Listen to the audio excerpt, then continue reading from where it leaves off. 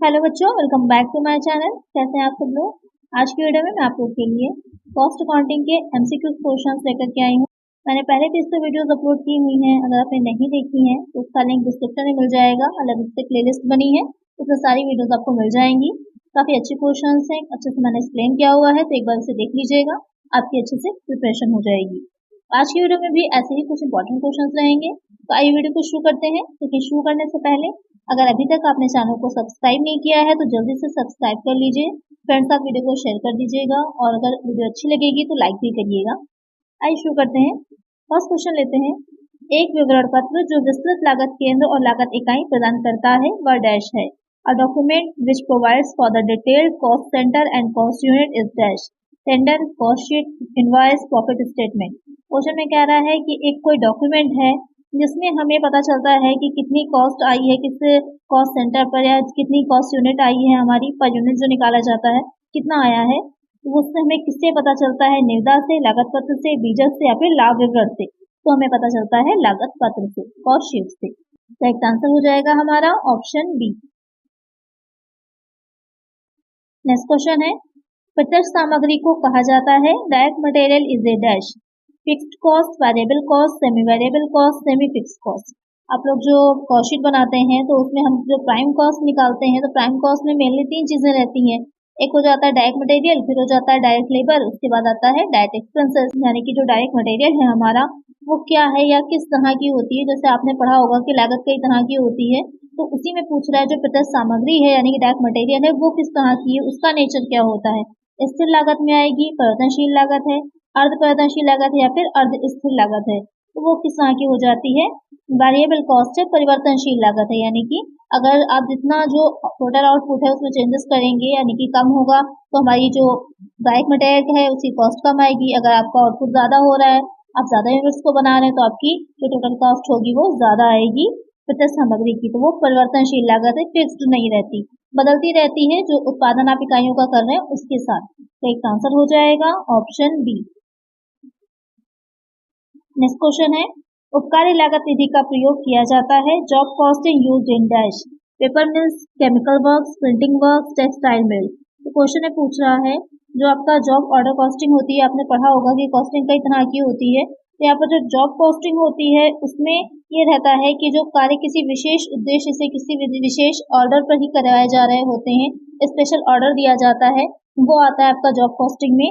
तो यहाँ पर जो क्वेश्चन कह रहा है कि जो आपके ऑप्शंस दे रखे हैं उसमें हम जॉब ऑर्डर कॉस्टिंग का यूज करते हैं, जॉब कॉस्टिंग का यूज करते हैं। कागज कारखाना, रासायनिक कार्य वाला, मुद्रण कार्य या फिर टेक्सटाइल मिल। जो प्रिंटिंग वर्क होता है यानी कि मुद्रण कार्य होता है, जहाँ पर छपाई का काम होता है, जैसे कि कार्ड्स वगैरह प्रिंट करवाए जाते हैं, तो वहां पर जॉब ऑर्डर कॉस्टिंग का ही यूज होगा। क्यों? क्योंकि विशेष ऑर्डर, स्पेशली ऑर्डर देके बनवाया जाता है। आपके घर में किसी की मैरिज होती है तो जब आपको कार्ड के लिए प्रिंट करवाने जाते हैं तो एक स्पेशल अपना देते हैं क्या क्या उसके अंदर आपको लिखवाना है, प्रिंट करवाना है, और जो आपने दिया है वो सिर्फ आपके ही यूजफुल के लिए होता है, किसी दूसरे के लिए यूजफुल वो नहीं होगा। या आप कुछ और कस्टमाइजेशन करवा रहे हैं कार्ड में तो वो स्पेशली आपके लिए ही होती हैं, आपके ही ऑर्डर पे होती हैं, तो वहां पर हम यूज करते हैं जॉब ऑर्डर कॉस्टिंग। बाकी जितनी चीजें दे रखी हैं वहां पर हम जो है बाकी और जो इसके मेथड्स हैं, यूनिट कॉस्टिंग है, प्रोसेस कॉस्टिंग है, उसका यूज करते हैं। एक आंसर हो जाएगा ऑप्शन सी।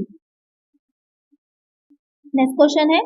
मूल्य निर्धारण की किस पद्धति के अनुसार मूल्य वर्तमान मूल्यों के करीब होते हैं? According to which method of pricing is close to current economic value. Last in first out, first in first out, highest in first out, weighted average price.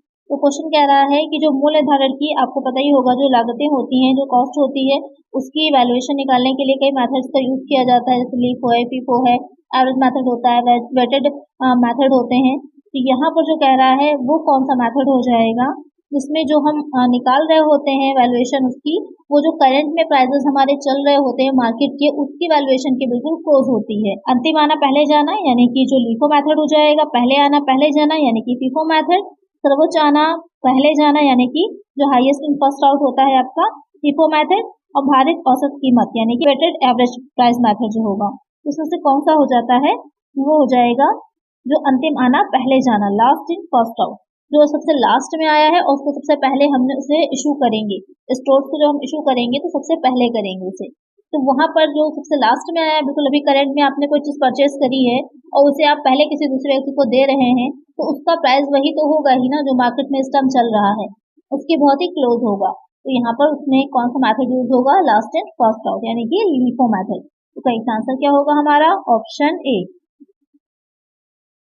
Next question है, सामग्री नियंत्रण के उद्देश्य है। What is the objective of inventory control. तो question में कह रहा है कि जो सामग्री नियंत्रण होता है उसके क्या उद्देश्य होते हैं, क्या ऑब्जेक्ट्स होते हैं।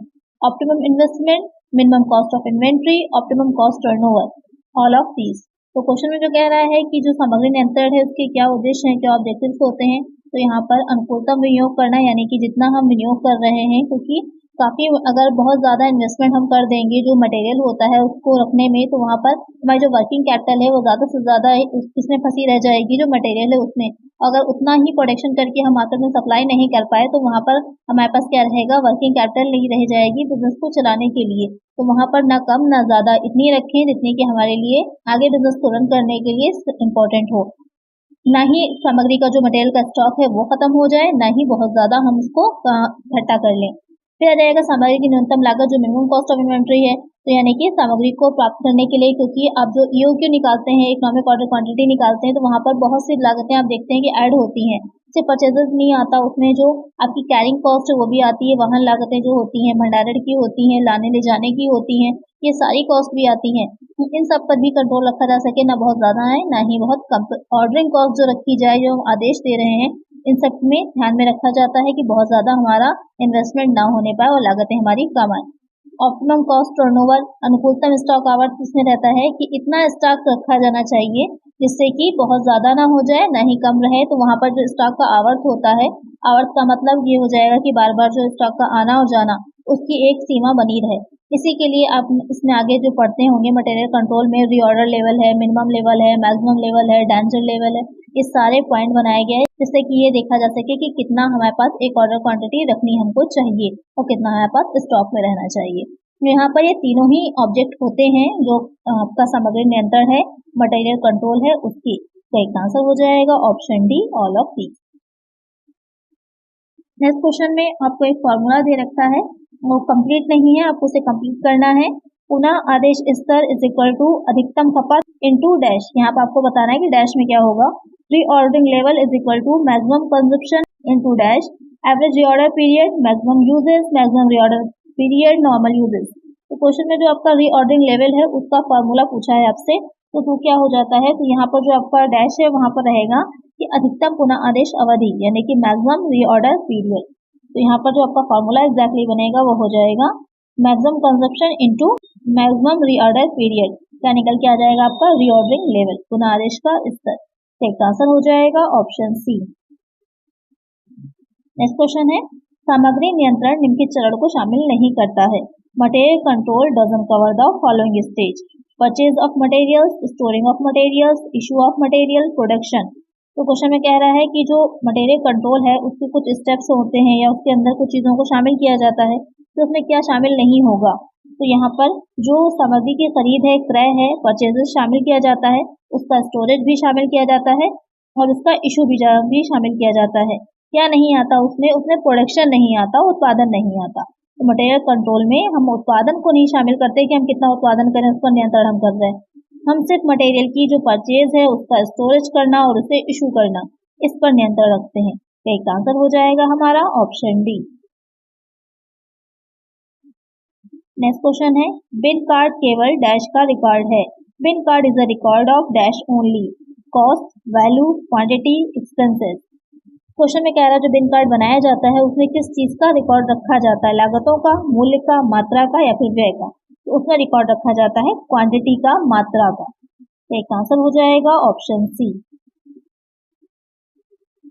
नेक्स्ट क्वेश्चन है, बिन कार्ड का रखरखाव डैश द्वारा किया जाता है। Bin card is maintain by the dash, cost accountant, clerk, store keeper, branch accountant. जो बिन कार्ड है वो कौन उसका रखरखाव मेंटेन करेगा या उसको कौन बनाएगा, ये क्वेश्चन पूछ रहा है आपसे। उसे बनाने का काम होता है स्टोर कीपर का, जिसमें बिन कार्ड जो होगा रखा जाता है, ये कितनी क्वांटिटी में आपके पास मटेरियल है, कितना इशू हुआ है, इन सारी चीजों को। तो एक आंसर होगा ऑप्शन सी।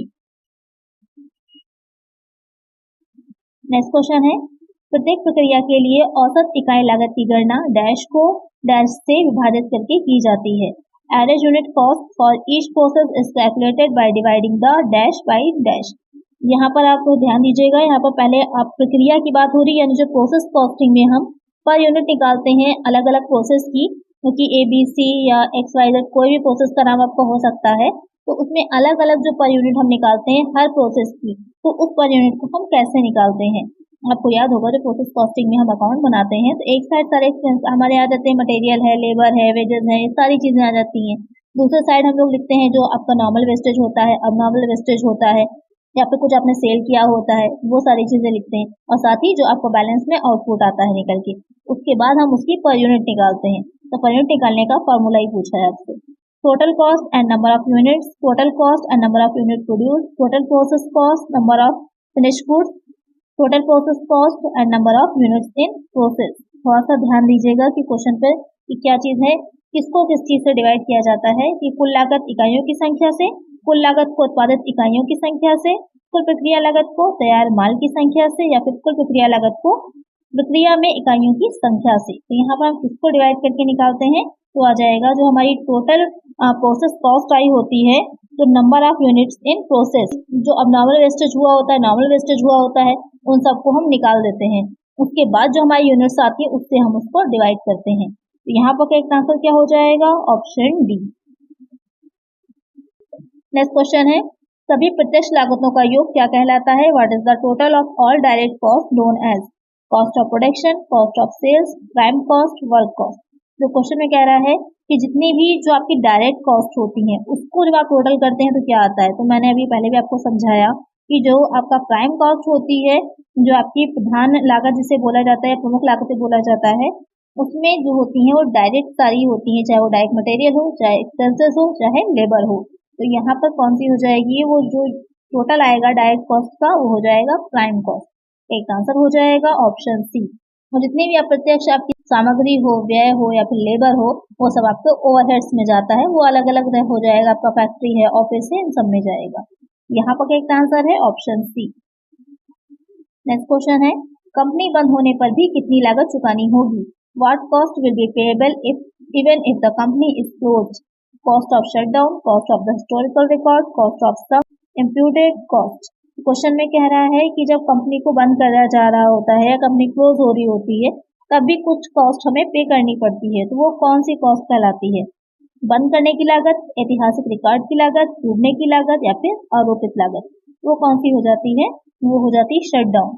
जब भी कोई कंपनी या किसी जो फैक्ट्री है या कोई मिल है या कोई एंटरप्राइज है उसको बंद किया जा रहा है तो उसे कहते हैं शट डाउन करना। वो आपको कुछ समय के लिए भी हो सकता है, परमानेंट भी हो सकता है, वो डिपेंड करता है कि क्या सिचुएशंस हैं।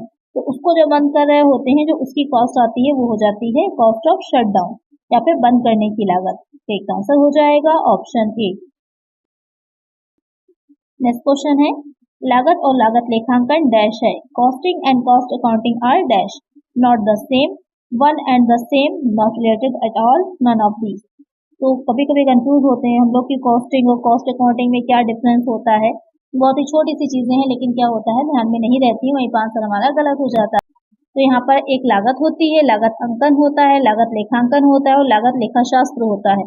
कई तरह की चीजें होती हैं, cost, costing, cost accounting, cost accountancy, ये चार तरह की चीजें होती है। एग्जाम में कोई भी पूछ सकता है, तो उनकी डिफिनेशन और क्या होता है ध्यान में रखिएगा आप लोग। तो क्वेश्चन में जो कह रहा है आपका कि लागत और लागत लेखांकन क्या है, समान है, समान नहीं है, बिल्कुल संबंधित नहीं है, या फिर इनमें से कोई नहीं। तो क्या हो जाएगा कि लागत और लागत लेखांकन समान नहीं है, दोनों अलग अलग हैं। लागत जो होती है, लागत में क्या रहता है कि किसी वस्तु को, किसी प्रोडक्ट को, किसी चीज को बनाने में क्या आपकी जो व्यय होते हैं उनका टोटल जो आप निकालते हैं वो आपकी लागत हो जाती है, कॉस्ट हो जाती है। आप इस तरह से कह सकते हैं कि एक किसी वस्तु पर दिया गया जो वास्तविक व्यय होता है वो हो जाएगा। और जो आपकी लागत अंकन या फिर कहें जो कॉस्टिंग होती है, इसको लागत निर्धारण भी बोला जाता है। तो इसमें क्या रहेगा कि एक तकनीकी होती है, एक टेक्निक होती है, एक प्रोसेस होती है जिससे कि लागतों को निर्धारित किया जाता है, लागतों को डिसाइड किया जाता है कि कितनी लागतें आई हैं, वो हो जाता है आपका लागत अंकन या फिर कॉस्टिंग। अब इसमें कौन सी चीजें आ जाती हैं, तो इसमें आ जाता है कि जितने भी एक्सपेंसेस किए गए हैं उनका एक्यूमुलेशन किया जाता है, संग्रह होगा, उसका उनको क्लासिफाई किया जाता है, वर्गीकृत किया जाएगा कि फिक्स्ड हैं, वेरिएबल हैं, सेमी वेरिएबल हैं, किस तरह के हैं, उनका एनालिसिस किया जाता है। उसके बाद अलग अलग जो डिपार्टमेंट्स होते हैं, किस डिपार्टमेंट के कौन से एक्सपेंसेस हैं, कॉस्ट में आप लोग करते हैं ना, अलग अलग करते हैं कि ये फैक्ट्री से रिलेटेड है, ये ऑफिस से रिलेटेड है, ये एडमिनिस्ट्रेशन से हो जाएंगे, सबको अलग अलग उसमें दिखाते हैं। और हेड्स में होते तो सब आपके एक्सपेंसेस ही है ना, लेकिन आप अलग अलग करके दिखाते हैं सिर्फ ये देखने के लिए कि कहाँ पर हमारी कितनी कॉस्ट आई है। इससे इन फ्यूचर अगर आप चाहें तो वहां पर कंट्रोल कर सके कि हाँ बहुत ज्यादा आ रही है, कैसे हमें उसे कम करना है। इसलिए वो हो जाता है आपका लागत अंकन या फिर कॉस्टिंग। और उन्हीं लागतों को जो कॉस्ट निकल के आई है, जब आप इंक्रीज करते हैं, आप उसको एक अच्छे रंग से खाते उसके बनाते हैं, लिखते हैं, तो वो आपको हो जाता है लागत लेखांकन। आई होप अब आपको क्लियर हो गया होगा कि क्या डिफरेंस है इन तीनों के बीच में। तो करेक्ट आंसर होगा यहाँ पर option A, costing and cost accounting are not the same. Next question है, प्रशासन व्यय अधिकतर dash, administration expenses are mostly dash, semi variable, variable, fixed, none of this.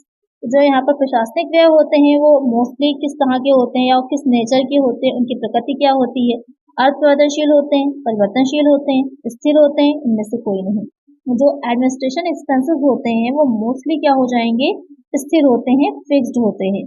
एक आंसर हो जाएगा ऑप्शन सी कि एडमिनिस्ट्रेशन पे आपको एक्सपेंसेस कितने करने हैं। तो आपकी जो टोटल आउटपुट है आप कर रहे हैं, आप चाहे 500 यूनिट्स बना रहे हो चाहे 5000 यूनिट्स बना रहे हो, आपको पता होता है इतना एक्सपेंसेस आपको एडमिनिस्ट्रेशन पे अपने करना ही है, इसलिए वो फिक्स्ड हो जाएगा। एक आंसर होगा ऑप्शन सी। नेक्स्ट क्वेश्चन है, असामान्य लागत है dash, abnormal cost is dash, uncontrollable, controllable, fixed, none of this. यानी कि कह रहा है जो असामान्य लागतें होती है, abnormal कॉस्ट होती है, वो अनियंत्रित होती है, नियंत्रणीय होती है, स्थिर होती है, इनमें से कोई नहीं। तो यहाँ पर जो आपकी अब नॉर्मल होती है, जो नॉर्मल वेस्टेज हो रहा है, नॉर्मल कॉस्ट आ रही है किसी पर, तो उस पर आप कंट्रोल कर सकते हैं। लेकिन जो अब नॉर्मल कॉस्ट होती है, अब नॉर्मल वेस्टेज होता है, असामान्य क्षय होता है, उस पर आप कंट्रोल नहीं कर सकते, तो वो क्या हो जाता है, अनकंट्रोलेबल होता है, अनियंत्रित होता है। तो यहाँ पर एक आंसर हो जाएगा ऑप्शन ए। आज की वीडियो में इतना ही। आई होप आपको वीडियो अच्छी लगी होगी, क्वेश्चंस अच्छे लगे होंगे। अगर वीडियो अच्छी लगी है तो लाइक जरूर करिएगा इसी तरह के और वीडियोस के लिए, और चैनल पे नए हैं तो सब्सक्राइब कर लीजिएगा। मिलते हैं नेक्स्ट वीडियो में कुछ और नए क्वेश्चंस के साथ। Thank you.